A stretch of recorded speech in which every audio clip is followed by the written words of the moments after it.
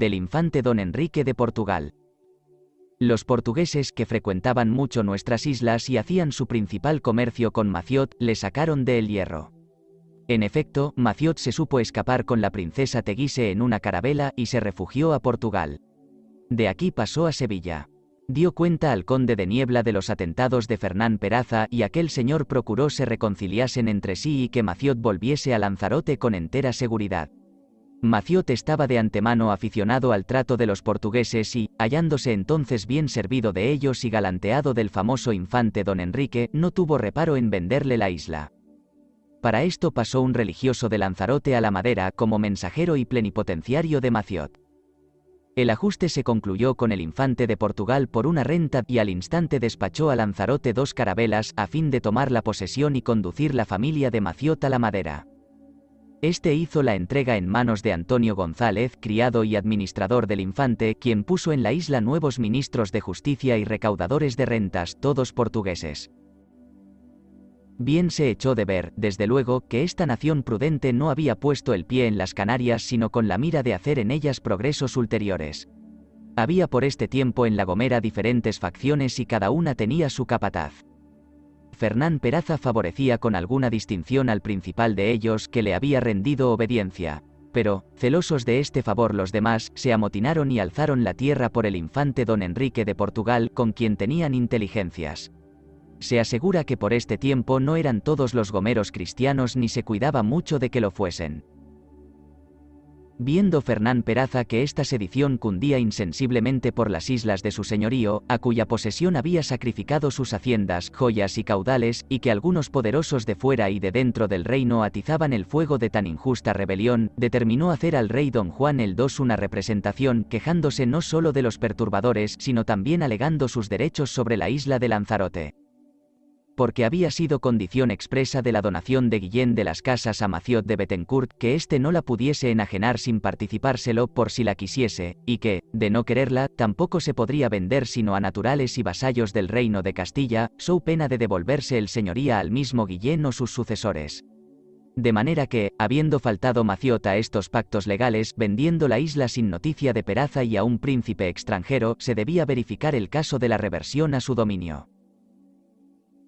El rey, por su cédula expedida en Benavente a 7 de abril de 1449, mandó a los vecinos de Lanzarote, Gomera, Fuerteventura y Hierro que procurasen dar a Fernán Peraza todo el favor y ayuda que pudiesen contra los perturbadores domésticos o extraños, y que, examinando al mismo tiempo cuál era su derecho sobre la isla de Lanzarote, le diesen entera posesión del señorío.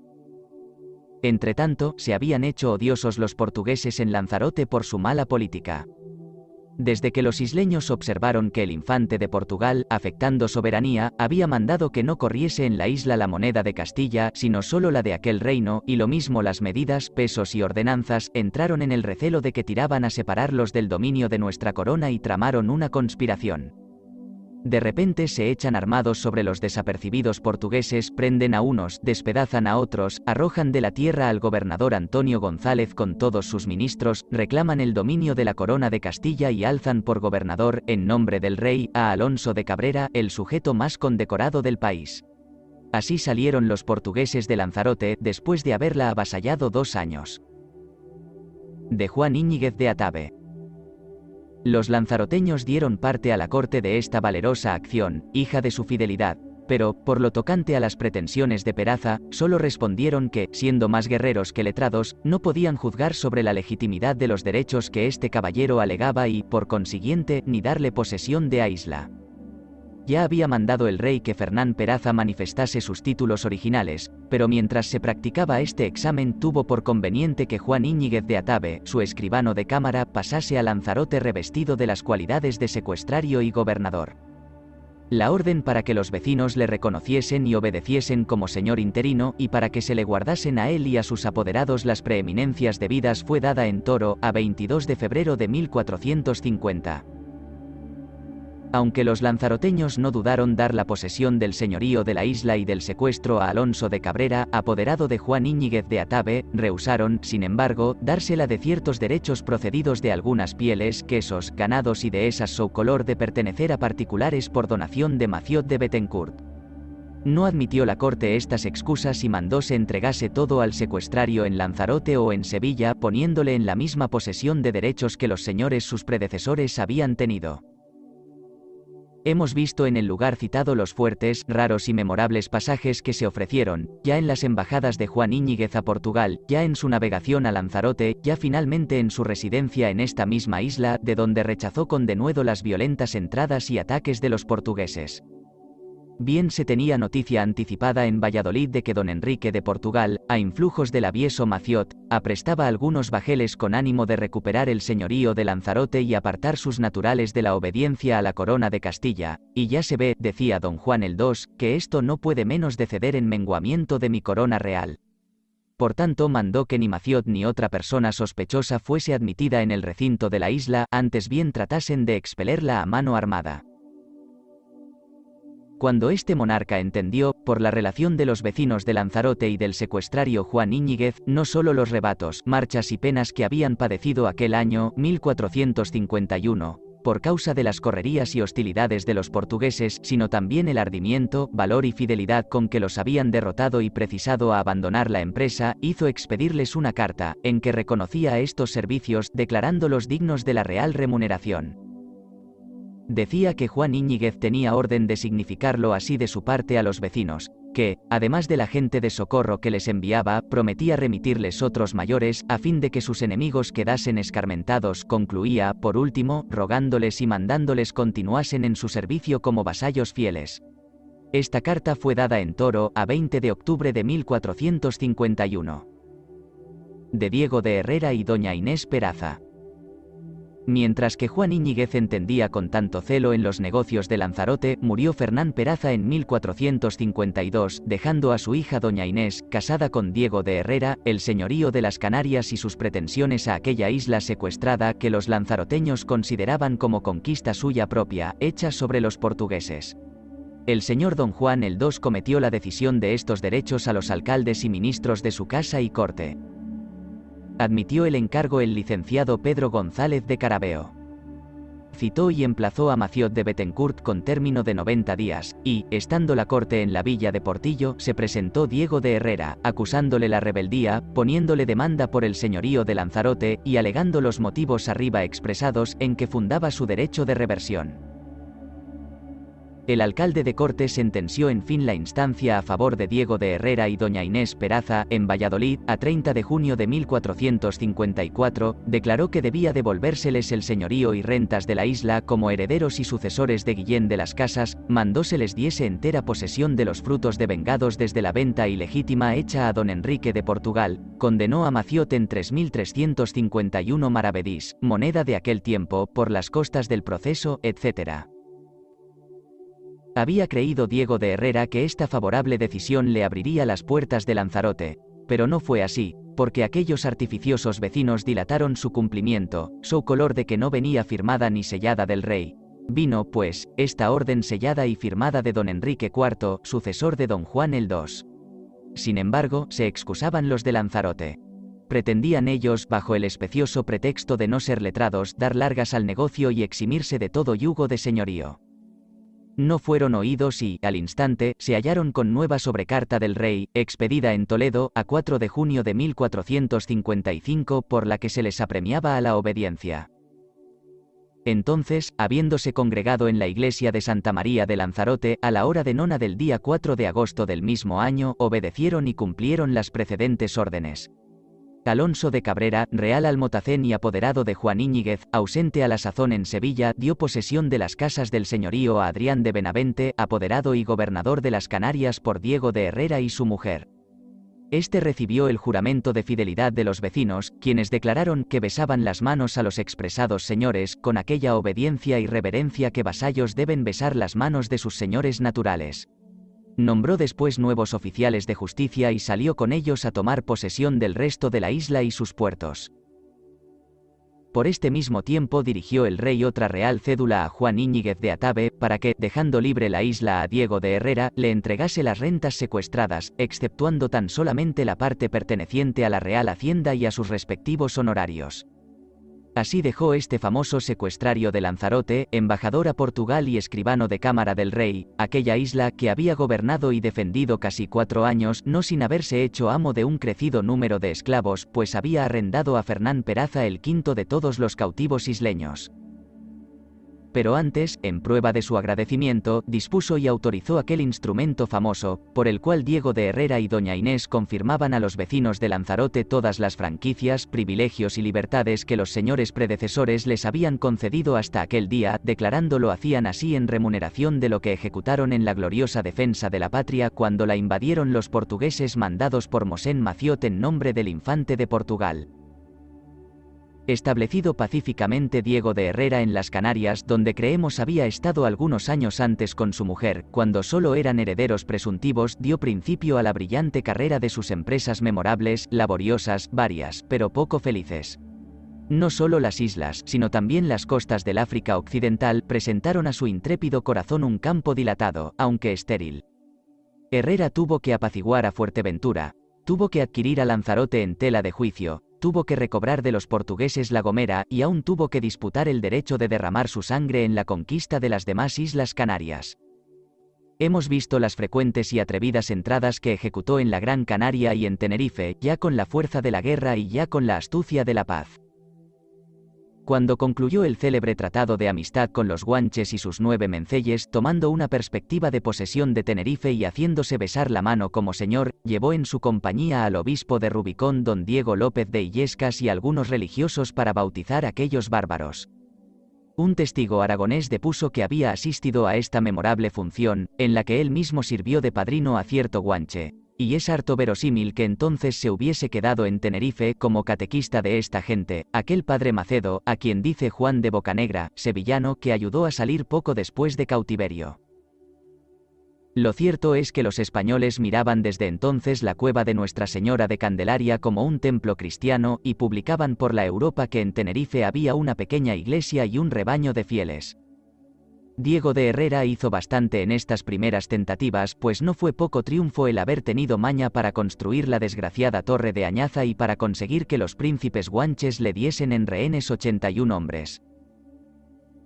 Llamo desgraciada aquella torre por el motivo y la saña con que los bárbaros la atacaron y demolieron, pero lo fue mucho más la otra que el mismo Diego de Herrera fabricó en Gando, no solo con excesivos gastos en su construcción, conservación, guarnición, armas y víveres, sino con pérdida de más de 200 hombres, parte quemados y parte pasados a cuchillo por los canarios. ¿Cuántas veces tuvo que combatir dentro de ella el mismo Herrera con sus criados y sus hijos para defenderla contra los ataques de los isleños y de los portugueses? De Diego de Silva. Consta judicialmente que, en aquella furiosa invasión que hicieron estos nacionales bajo la conducta del famoso Diego de Silva, entraron primero en Lanzarote con tal vigor, que el valiente Diego de Herrera, seguido de su mujer y de sus hijos, tuvo que huir precipitadamente por los cerros más ásperos hasta refugiarse en el risco de Famara. Tal era el terror que los portugueses causaban en la isla y el miedo de caer en sus manos. Hay quien asegure que perseguían a los isleños peor que si fuesen moros. El gobernador Alonso de Cabrera quedó prisionero. Después de haber saqueado la tierra y robado a Herrera más de 2 cuentos de maravedís, pasaron a Fuerteventura y le pillaron una casa que tenía cerca de la marina con algunas armas y otras cosas de estimación. En los campos hicieron el botín y carnicería de ganado que pudieron. Pero sobre la Gran Canaria fue en donde acabó de descargar este nublado. Los portugueses hicieron igualmente la guerra a los castellanos y a los isleños. Habiéndose aplicado a batir la torre de Gando en un sitio formal, tuvo Diego de Silva la satisfacción de rendirla, a pesar de la resistencia que hizo la guarnición de Herrera, en la que perdieron la vida muchos vasallos, y aquel buen general del infante don Enrique, que perseguía a los cristianos de las islas como a moros, se aprovechó de aquel importante presidio para recorrer armado el país y cautivar algunos canarios que, según Juan de Barros, redujo a nuestra santa religión. Apoderado Silva de este modo de la referida fortaleza y cada día más encastillado dentro de sus murallas con el socorro de gente y víveres que Pedro Feo, criado del rey de Portugal, le condujo en algunas carabelas, hizo tan respetables sus armas que Herrera, perdiendo las esperanzas de echarle de las islas, trató de meterle en su casa, ajustando con él una honrosa capitulación.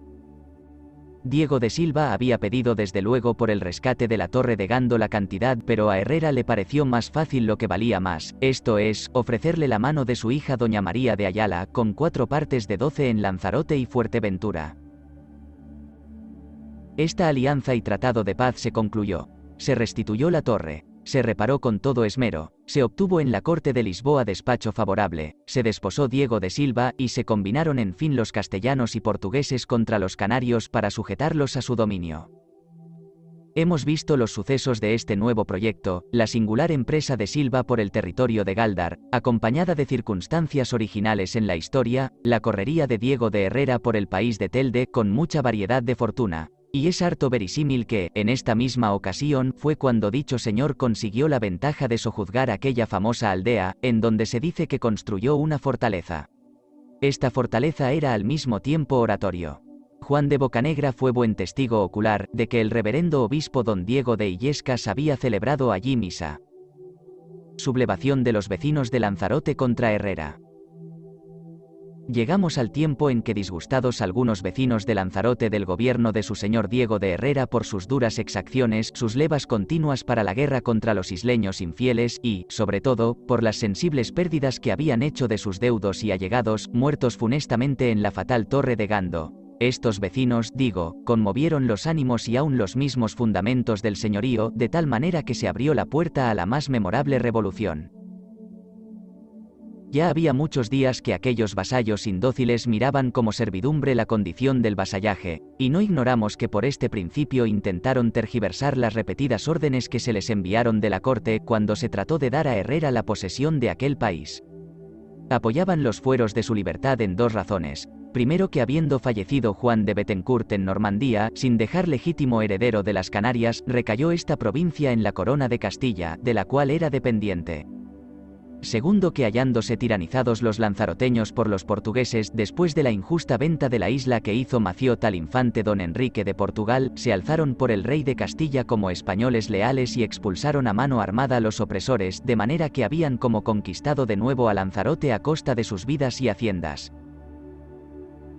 Engreídos, pues, con estas bellas reflexiones, maltratados de sus señores y naturalmente amigos, aunque no fuese sino de la libertad de mudar de amo, se juntan un día en número considerable, corren en tropa por todas las calles de la villa, repiten el nombre de los reyes católicos, gritan que son vasallos suyos y que solo de ellos quieren ser mandados y juzgados, llevan a Juan Ruiz, escribano de Lanzarote, a la habitación de Diego de Herrera y doña Inés, requiérenle sobre esto mismo en nombre de todo el vecindario. A un requerimiento tan sedicioso como descomedido, solo respondió Herrera: podéis pedir en justicia ante el soberano. Los capataces del tumulto eran Juan Mayor y Pedro de Aday. Al punto levantaron pendones y proclamaron en las plazas a los señores reyes don Fernando y doña Isabel. Los lanzaroteños hacían en la tierra de Herrera lo que Herrera había hecho en la de los Guanches. Hubo muchas muertes en medio de este alboroto general. Un hermano de leche de Fernán Peraza pareció pasado a cuchillo. Otro criado de doña Inés perdió también la vida cruelmente, por vengar las injurias y groserías con que ofendían el decoro de su señora. Ahorcaron a 3 de los vecinos más fieles. Si estos hombres tenían razón, la tenían de un modo muy odioso. No pudiendo Diego de Herrera reprimir este frenesí del populacho, ni menos detener el viaje del mensajero que habían nombrado para ir a sembrar, en la corte, la cizaña de toda especie de agravios contra su conducta, se determinó a seguirle y ponerse en estado de defensa cerca de los ministros del rey. Era este diputado de los malcontentos de Lanzarote, Juan Mayor, natural de la misma isla, mozo de 26 años, resuelto, activo y que con un corazón bárbaro y una imaginación cultivada había sido uno de los más ardientes fautores de la pública libertad. Partía, pues, a la corte este tribuno de la plebe, acompañado de su asociado Juan de Armas, cuando a una jornada de Córdoba les asaltan 4 hombres que ellos no conocían, les echan mano, los sujetan, los desvalijan y los llevan presos a Huevar. Habían ido aquellos raptores enviados por orden de Pedro García de Herrera, primogénito de Diego de Herrera y de doña Inés Peraza, porque, hallándose a la sazón en Sevilla y sabiendo que Juan Mayor y Juan de Armas marchaban contra sus padres a la corte, pensó desviarlos y aun desarmarlos, robándoles todos los papeles por medio de una sorpresa. Consistían los tales papeles en algunas cédulas originales de don Juan el II y de otros reyes, escritas en pergamino, los fueros y privilegios de la isla, los poderes del vecindario y otros documentos útiles. Juan Mayor y Juan de Armas estuvieron reclusos hasta tanto que el doctor Antón Rodríguez de Lillo, de orden superior, les redimió del cautiverio. Ellos recobraron la libertad y quizá los poderes de Lanzarote, pero no los demás papeles que se figuraban importantes.